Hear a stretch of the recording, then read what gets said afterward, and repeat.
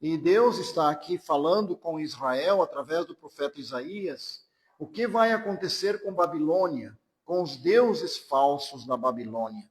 Então, uma das palavras centrais é esta, o futuro. Mas eu coloquei como tema, carregados nos braços de Deus.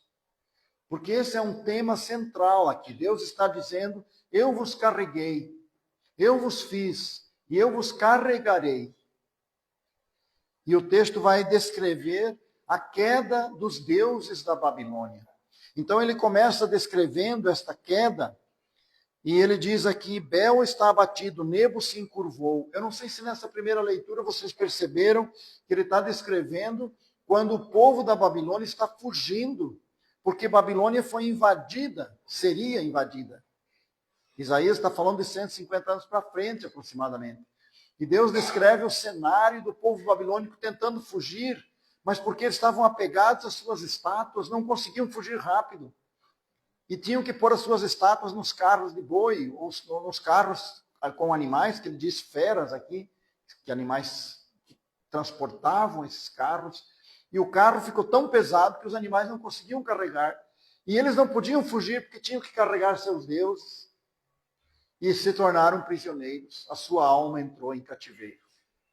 E Deus mostra a Babilônia sendo arrastada para o cativeiro. E Deus confronta Israel e diz, descubra que Deus você tem, para que você não tenha que carregar os teus deuses, para que seja Deus que te carregue.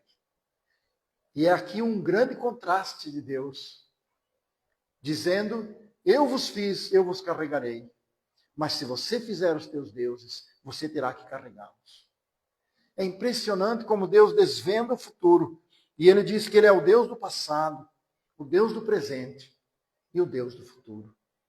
E ele diz ao seu povo, eu vos carregarei até a velhice, eu serei o mesmo. E dessa maneira Deus tenta resgatar a fé num povo que está se corrompendo cada vez mais, que se afastou da verdade, que faz mudança da verdade em mentira, como Isaías descreve a qualidade, ao relativismo do seu tempo. E Deus tenta despertar o povo para voltar o coração para Deus, para ser liberto da sua idolatria. E nós temos aqui então a descrição da queda dos deuses da Babilônia. Esse Nebo, ou Nabu, é o Deus da sabedoria e da escrita. O Bel significa Senhor. E Deus está dizendo, esses são os principais deuses de vocês, eles serão um peso para vocês. Eles vão arrastar a vossa alma até o cativeiro.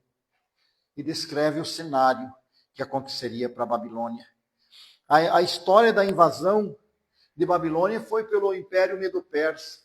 E Deus aqui chama, e ele diz, eu vou chamar a ave de rapina.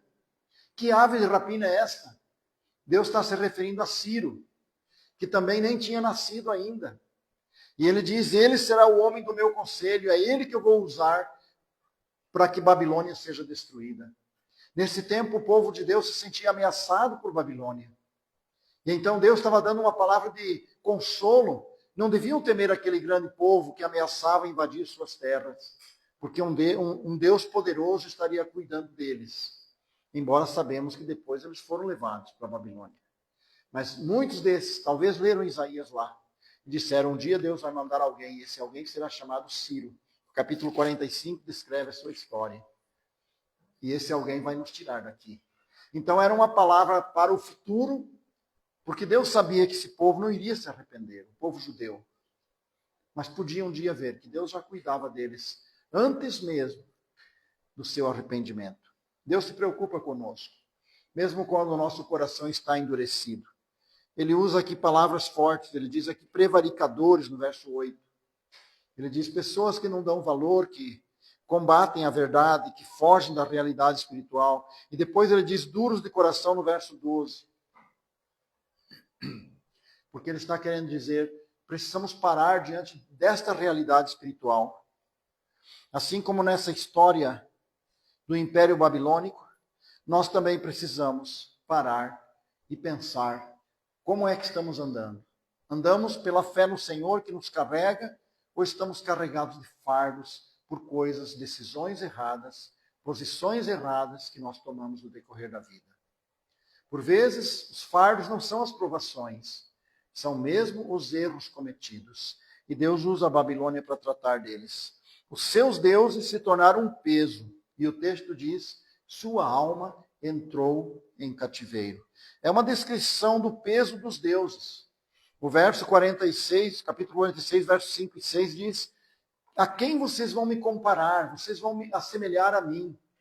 Aquelas estátuas pesadas que eles carregavam pelas ruas. Temos aqui diferentes deuses, não é só do mundo cristão, chamado cristão, na sua idolatria, mas também outros povos, aqui figurado nessa ilustração, que fazem as suas estátuas. Mas as suas estátuas arrastam a sua alma para um cativeiro espiritual, para a cegueira sem Deus. E dessa maneira, o texto vai nos explicar como os deuses se tornam caros. Talvez não vamos entender muito bem essa imagem, mas esse é um templo dos deuses, os ratos, templo dos ratos na Índia. E eles têm lá, eles oferecem o cuidado para esses ratos como deuses deles. Os mestres desse templo comem junto com esses ratos. Aqui estão dando uma bacia de leite para os ratos. O preço dos deuses, não só no sentido da fabricação, como ele diz aqui, que os ourives trabalhavam com metais, formando estátuas, mas no sentido como vemos pessoas prostrados diante de animais e dizendo, vocês são meus deuses. O peso que isso será para essas vidas. Vidas perdidas, destituídas da verdade. Vidas que carregam um fardo pesado. Tem que tratar esses ratos, porque esses ratos são os seus deuses. São aqueles a quem eles prestam culto. E nesse sentido ele passa a descrever os construtores de ídolos. E ele cita dois aspectos. Um deles é que o ídolo, no verso 5, ele vai falar que é produto da imaginação humana. O verso 5 não descreve tão bem como o texto do Novo Testamento depois vão descrever. Mas mesmo assim diz, a quem me assemelhareis? E com quem me igualareis? E me comparareis? A imaginação humana tentando fazer para si um Deus. Nesse caso aqui é um Deus assustador. Mas só que o Novo Testamento também diz que Satanás se apresenta como anjo de luz. E o apóstolo Paulo cita outra fonte dos deuses. A primeira, a imaginação do homem. A segunda, o que está em 1 Coríntios capítulo 10, verso 20, mostra que atrás dos deuses estão demônios. Então é uma inspiração satânica. Além de ser o projeto da cabeça do homem, é também o projeto de espíritos enganadores. Versículo 20 diz, antes digo que as coisas que os gentios sacrificam, as sacrificam aos demônios, e não a Deus. E não quero que sejais participantes com os demônios. Porque atrás da figura desta imagem, por mais bonitinha que ela possa parecer, mais simpática, estão ali ação de demônios desviando a fé no Deus invisível, no Salvador que deu a sua vida, para confiar em algo ou alguém, um ser espiritual, ou apenas uma estátua, uma representação, segundo o que se imagina e segundo a inspiração de seres espirituais do mal, como a Bíblia está dizendo aqui. Então a idolatria tem essas duas fontes, e é muito importante pensar o que é que tem inspirado, onde nascem esses deuses. Mas eu queria voltar um pouco para um quadro aqui. Esse quadro, ele mostra os construtores de ídolos e ele mostra a fonte onde nascem esses ídolos. Eu espero que possamos ler, acho que conseguimos aí atrás também. Nós temos um quadro no meio e dois do lado. Os dois extremos onde os ídolos nascem. E o meio onde deveria ser a nossa posição. No caminho dos ídolos aqui, nós temos aquele interesse pelo sucesso pessoal, pelo sucesso do programa. Quando o ser humano se volta para si mesmo. E tudo o que ele faz para ganhar para si o reconhecimento. Aí está nascendo um ídolo. O próprio eu, o próprio homem se colocando no lugar da adoração que pertence a Deus, da admiração que deveria ser direcionada a Ele, como o autor, como aquele que nos dá todas as coisas, mas o nosso coração começa a se voltar para os aplausos, para um reconhecimento pessoal. E incapaz de receber críticas porque achamos que nós realmente não podemos ser criticados. Então aí estão nascendo deuses, confianças vãs, a visão centrada não em cima, mas aqui embaixo. E ênfase exagerada na fraqueza e não no poder de Deus. Quando às vezes alguém diz, faça a abertura para mim na reunião. Eu não posso, eu tenho muita vergonha. Eu não sei fazer, eu sou muito fraco. Pode ser que seja o teu dom, seja outro, né? Pode ser, também temos que considerar isso. Mas por vezes, aquele dom que nós realmente temos está escondido. Sabemos tudo, mas não sabemos nada para fazer para Deus. Somos muito fracos. Temos vergonha disso, vergonha daquilo. Não conseguimos soltar o nosso coração abrir o coração diante de Deus e dizer, Deus, eu quero te oferecer. Mesmo que seja um cajado, como Moisés tinha na mão. Uma coisa simples. O Senhor pode levar até o palácio do faraó esse cajado. E pode fazer dele um instrumento de grande valor, mas o ser humano não quer dispor disso. E às vezes isso é tudo o começo de uma idolatria. Quando queremos preservar o nosso ego, em vez de olhar para cima e dizer, Deus, eu sou fraco, mas o meu simples cajado, aquilo que eu tenho de simples, eu quero te oferecer. Eu quero chegar lá naquela igreja, eu quero estar sentado lá, mas eu quero estar oferecendo algo. Eu não quero ser um mero espectador. E quando o coração humano se dispõe a dizer, Deus, tu és o meu Deus, e tudo que eu tenho porque veio de ti. Eu não tenho nada, não sei nada, mas pelo teu poder eu vou fazer tudo o que eu puder. Então Deus passa a investir em nós. Deus pode fazer o que fez com aquele cajado de Moisés. Que Moisés jogou no chão e se transformou num espetáculo do poder glorioso de Deus e transformar uma vara numa serpente. Que Deus podia usar aquele objeto simples para fazer o Egito tremer. Quando crentes como nós começamos a perceber o valor da vida cristã e o foco em Jesus Cristo, no poder que Ele trouxe para nós na cruz, então nós começamos a dizer, Deus, eu quero te oferecer. Porque tu és digno, Deus. Eu não quero fazer o que eu acho, eu não quero temer o que eu devo fazer, dizer eu não sei fazer. Porque quando fazemos isso, ênfase exagerada na fraqueza pessoal e não no poder de Deus, realmente estamos falhando. O foco não é Deus mais, somos nós. Aí está nascendo um ídolo. Aquilo que somos passa a ocupar o lugar de Deus. E por vezes as pessoas se tornam dominantes, controladores. Não é mais pelo exemplo, é porque eles querem ter o comando.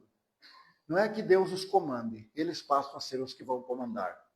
Criam para si, em si mesmo, a sua confiança. O caminho da idolatria, do outro lado, aparece como insegurança, desconfiança, escravos da aceitação das pessoas, medo de confrontar. Há muita semelhança aqui. De um lado ou do outro, nascem ídolos. ênfase demasiada no eu, medo do fracasso, medo do homem, falta de confiança em Deus e fuga. Qual é a nossa atividade hoje no reino de Deus, nesta cidade? O que estamos nós realmente fazendo com a nossa fé? O que temos feito com este livro, com esta palavra? O que temos feito no nosso quarto de oração como intercessores, tendo recebido algo de Deus tão poderoso, que Ele disse que devemos chegar ao trono da graça com ousadia, pelo novo e vivo caminho que Ele nos consagrou, pela sua carne, pelo seu sangue. E como é que temos chegado a esse trono da graça? Para clamar, para que Deus nos use e use a sua igreja. É algo fundamental. Se o nosso foco não está no Senhor e na sua obra, onde é que está? E se nós estamos construindo para nós um caminho que o foco está em nós mesmos e nos interesses do mundo, não será isso um peso na nossa vida futura? Não estaremos carregando fardos no futuro? Não será como aquelas estátuas pesando sobre um carro que tenta fugir de circunstâncias de guerra e a sua alma entra em cativeiro, como diz Isaías. Quantos crentes que chegam no fim da sua vida e perdem o sentido da sua fé? A vida cristã se torna monótona. Torna-se uma rotina, ir e vir, sem experiência, sem confiança em Deus, sem apresentar-se diante de Deus para oferecer e para receber. E quando Jesus Cristo se dirigiu àqueles judeus nos seus dias, ele usou duas palavras para descrever os dois espaços onde os fardos depois vão ser pesados. Ele disse: errais, não conhecendo a Escritura, nem o poder de Deus. Em outras palavras, você está errando, está sobrecarregado, porque não conhece a minha palavra e porque não tem experiência comigo. Não conhece o efeito do poder de Deus nos caminhos deste mundo, por onde você passa. Sabe, é um grande desafio para nós. Quando Deus olha para a Babilônia, aponta para o futuro e diz: vejam o que eles estão sofrendo. Eles construíram para si um caminho que se tornou um fardo e que não conseguiram fugir, porque se a sua alma entrou em cativeiro, o império medo-persa os alcançou, carregando pesadas estátuas. O que virá para nós no mundo? O que será amanhã, daqui 10 anos, 20 anos? Como nós estaremos quando as estruturas deste mundo são abaladas, se forem nesse tempo? Nós estaremos fugindo, carregando fardos, ou caminhando com Deus no meio da tempestade? É uma grande diferença. Quando o Senhor está carregando o seu povo no meio das diferenças e dos problemas que o mundo tem, ou quando o povo de Deus está carregado de fardos, porque investiu mal na sua vida. Como podemos identificar os ídolos do nosso coração? Temos aí algumas orientações que já vimos, né? Se nós queremos olhar e pensar, será que estou confiando mesmo no Senhor? Ou a minha confiança está nas circunstâncias? Se acontece uma coisa má, eu fico apavorado. Se o médico me dá uma má notícia, eu entro em depressão. O que é que está movendo a minha vida? A fé no Senhor ou a observação do meu mundo pessoal, construído em cima de valores que não fazem parte? Construtores de ídolos. Devemos identificar os ídolos. Revelará, se conseguimos identificar os ídolos, isso revelará a condição no nosso futuro. Carregados por Deus ou carregando, como já falamos. Estamos carregando ídolos ou estamos carregados por Deus? E gostaria de olhar um pouco com vocês o verso 3 e 4, onde ele começa a falar de promessas. Ele diz: ouvi-me, ó casa de Jacó, e todo o restante da casa de Israel, vós a quem trouxe nos braços desde o ventre, e sois levados desde a madre, e até a velhice eu serei o mesmo, e ainda até as cãs eu vos carregarei. Eu vos fiz, e eu vos levarei, e eu vos trarei, e vos livrarei. Eu acho muito forte essa expressão que ele diz aqui: eu vos fiz, eu sou responsável por vocês. O grande Deus, o Criador, olha para a sua criação, mesmo no estado degradante de pecado, e ele diz: eu vos fiz, eu te darei oportunidade, eu vou carregar você. Mas se você fizer os teus deuses, você vai ter que carregá-los. Que diferença quando estamos carregados pelo Senhor ou sobrecarregados de fardos. Quando Jesus olhou aquele povo que não conhecia, talvez não lembrava de mensagens como esta, foi quando ele disse: vinde a mim todos vós que estáis cansados e oprimidos, e eu vos aliviarei. Tomai sobre vós o meu jugo, aprendei de mim, que sou manso e humilde de coração, e encontrarei descanso para as vossas almas, porque o meu jugo é suave e meu fardo é leve. É esse o aspecto. O Senhor nos convidando para entrar num espaço de fé, de confiança plena nele, de edificação de um relacionamento com Deus, onde Deus manifesta o seu poder e o nosso testemunho aparece no mundo. E Deus é glorificado e nós somos carregados. Ele usa essa figura aqui de alguém, um pai, uma mãe que carrega seu filhinho no braço. Mas há outras figuras. A figura da águia, que carrega o seu filhote em cima das asas, para que ele aprenda a voar, que joga ele no ar, ele é obrigado a voar, mas quando ele não consegue, ela passa embaixo e recolhe o seu filhote. Ou daquela ovelhinha fraquinha que o pastor carrega nos braços. Várias figuras de Deus interessado em carregar a sua vida e a minha vida. E será que percebemos? Ouvi-me, ó igreja. Ou não podemos fazer isso com esse texto? Será que o que Deus disse para Israel, para Jacó, para aquele povo, não está falando conosco hoje? Eu não tenho dúvida disso. Porque muito mais do que esta revelação dada aqui, é a revelação dada a nós através do Novo Testamento. E esse Deus que se revela aqui, revela-se nesta noite, para saber o que está no nosso coração. Porque eu sei que mesmo crianças, como eu estou vendo alguns aqui, jovens, são capazes de decidir. Porque no dia em que eu ouvi que Jesus Cristo era o Salvador e que eu precisava dele, eu tinha 9 anos. E eu fiz a minha decisão. Eu disse, eu quero Jesus como meu Salvador. E com 14 anos de idade eu fui desafiado de novo. Passei uma fase crítica, sem dar muito valor à Bíblia aos 12 anos. Perdi a certeza de salvação. Será que eu sou salvo? Comecei a ser atormentado por essa ideia de que eu não seria salvo. E eu percebi onde eu estava. Eu estava em pecado, não é que eu não era salvo. E eu fui ao meu quarto e orei a Deus naquele dia. Eu disse, daqui para frente eu não aceito que eu não seja salvo, porque eu creio em Jesus. E eu decidi naquela fase da adolescência. Não estou contando para a glória minha, eu estou contando para desafiar você, que está com 10, 12, 15 anos, e que você, tomando uma decisão agora, você estará construindo um espaço onde Deus vai carregar você para o futuro. Ou você vai carregar fardos depois. E especialmente nessa fase da adolescência, da juventude, as decisões mais importantes são tomadas. E Deus está dizendo aqui que Ele está pronto a nos levar até a velhice.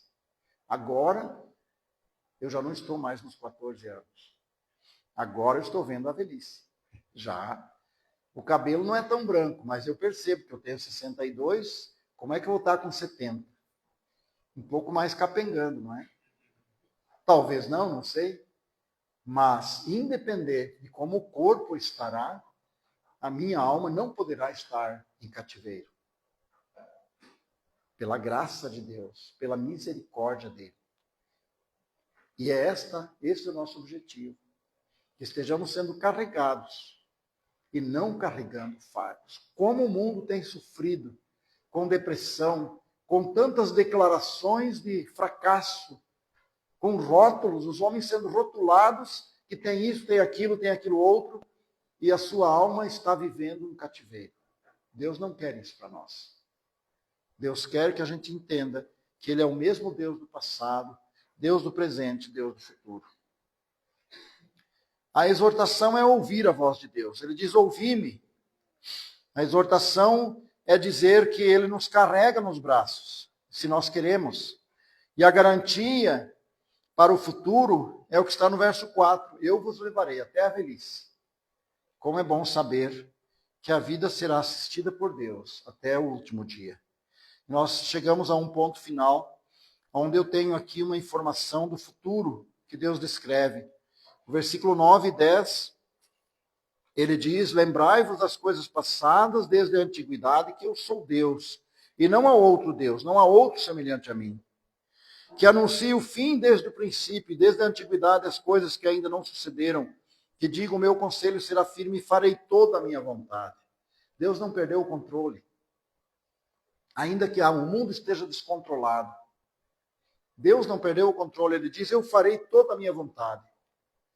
E eu estou anunciando o futuro para vocês, para que vocês saibam que eu sou Deus e que podem confiar em mim. Por isso, ele estava dizendo o que iria acontecer 150 anos depois. Leia o capítulo 45, quando ele chama o imperador Medo-Persa para destruir, para vencer o grande império babilônico. E que ele no verso 5 diz, eu sou o Senhor e não há outro, fora de mim não há Deus. Eu te cingirei ainda que tu não me conheças. Deus diz o nome dele, antes dele nascer, e depois Deus diz, eu vou te capacitar, Ciro, e você vai vencer Babilônia, ainda que tu não me conheças. E aqui no verso 10 ele diz, eu farei toda a minha vontade. Que bom quando nós colocamos o nosso coração no centro da vontade de Deus, porque o centro da vontade de Deus nos conduzirá a uma vida verdadeiramente plena. Aquela vida que Jesus disse, que seria tão cheia, que transbordaria para a vida eterna. Quem beber da água que eu lhe der, se fará nele uma fonte a jorrar para a vida eterna. É muito importante pensar nisso, irmãos. Temos um mundo difícil, mas que não sejamos duros de coração, como o texto está dizendo. Deus toca o nosso coração hoje, abra o coração. Se Deus fala com você, independente se você é uma criança, um adolescente, um jovem, um adulto, um velho, talvez, alguém já com idade mais avançada. Mas que Deus não chame você essa noite de duro de coração. Que o teu coração comece a sentir que o Espírito Santo usa a sua palavra, ele que fala conosco. Comece a sentir que Deus quer carregar a sua vida. E nessa noite diga, Deus, eu não quero andar sozinho. Carregue a minha vida. Eu não quero carregar as minhas confianças vãs. Eu quero confiar em Ti, descansar em Ti, aprender a andar pela fé. Aprender a descansar pela fé. Não seja duro de coração. Deus fez um caminho. E essa é a parte final do nosso estudo. Deus fez um caminho. Ele anunciou o futuro e ele disse que ele construiria um caminho. E quando você pega o capítulo 53, logo para frente, você descobre que caminho é esse. O caminho construído pelo próprio Filho de Deus, que ele veio e entregou-se a si mesmo. E ele está dizendo no versículo 13, faço chegar a minha justiça e não estará longe, e a minha salvação não tardará. Mas estabelecerei em Sião a salvação, e em Israel a minha glória. O que ele está apontando para o futuro? Para a cruz de Cristo. Nesse momento já não era mais a destruição de Babilônia, mas a construção de uma estrutura onde a fé humana esteja segura. Ele diz, eu farei a minha justiça. A justiça que o homem não tem em si mesmo. Deus traria para nós e colocaria sobre nós, nos justificando quando confiamos nele e nos dando o privilégio. E ele diz, não estará longe. Ele diz, essa palavra está perto de ti, em Romanos. Na tua boca e no teu coração é a palavra da fé que pregamos. É a justiça pela fé. É a confissão de fé. É a entrega do coração pela confiança em Jesus. O capítulo 53 descreve a crucificação, quando Deus fez a justiça. E ele está dizendo aqui, verdadeiramente ele tomou sobre si as nossas enfermidades e as nossas dores levou sobre si. E nós o reputávamos por aflito, ferido de Deus e oprimido. Mas ele foi ferido por causa das nossas transgressões e moído por causa dos nossos pecados. O castigo que nos traz a paz estava sobre ele.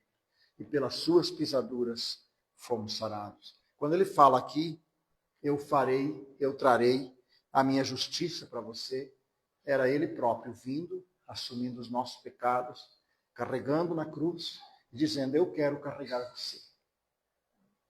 Se estás disposto a deixar os teus pecados aqui, eu poderei te carregar. Até a velhice, para sempre. Sabe, essa justiça já faz parte da sua vida, eu espero que sim. Que todos aqui tenham sido perdoados em Jesus pela fé nele, pela obra que ele fez. Sem confiar em si mesmo, confiando somente no que ele fez. Mas que essa justiça seja parte da nossa vida também. No sentido de levar aos outros. No sentido de experimentar Deus conduzir os nossos passos, nos carregar. Faça a pergunta hoje. Você está sendo carregado pelo Senhor? Ou a sua vida está carregada de fardos? Se há peso no teu coração, há ídolos que você fabricou. Se há pesos na sua vida, é porque há confianças vãs que se tornaram fardos para você. E você pode dizer, não, mas eu posso estar doente fisicamente. Pode, claro que pode ser um problema físico que causa uma depressão. Pode. Mas clame ao Senhor. Porque ou ele te dará força para carregar a tua cruz, ou ele enviará medicamento para curar a tua doença. Mas você não vai ficar carregado de fardos, sozinho, desamparado. Porque o Senhor prometeu te carregar. Confie no Senhor. Decida colocar hoje diante dele a sua vida e dizer, Deus, há ídolos na minha vida? Há confianças vãs? Eu não quero viver assim. Eu quero a tua justiça, o teu perdão e a capacitação para uma vida vitoriosa. Vamos orar. Deus e Pai, o Senhor que olha o nosso coração nesta noite, O Senhor conhece cada pessoa aqui, desde as crianças até nós mais adultos e velhos até. O Senhor conhece a nossa vida. Nós queremos clamar a Ti que o Teu Espírito faça algo especial em nós hoje. E que nós possamos ter clareza de visão da nossa realidade espiritual. E que nós possamos nos tornar frutíferos pela fé em Ti. E começarmos a mostrar aos outros a justiça que o Senhor transferiu a nós através de Jesus. Que nós possamos aprender a andar contigo, sermos carregados para fazer a Tua obra, para ganhar almas, pessoas tão perdidas sem Ti e que dependem do nosso testemunho. Deus, nós queremos Te louvar pela Tua palavra, por esta igreja, pelo tempo que estamos juntos agora e rogar a Tua bênção para a sequência desta semana, que o nosso coração não descanse até entregar tudo nas Tuas mãos. E até começarmos a pensar o que eu posso fazer na igreja e no mundo onde eu estou inserido, no espaço em que eu ocupo neste mundo. Deus, que Tu sejas glorificado nesta noite, pela Sua palavra e por cada um de nós que está aqui. Por uma entrega sincera, que o nosso coração não esteja endurecido. Possamos ter clareza de mente, de coração, para perceber, cada um perceber se está salvo ou está perdido, se está carregando fardos ou está sendo carregado pelo Senhor. Oramos em nome de Jesus. Amém.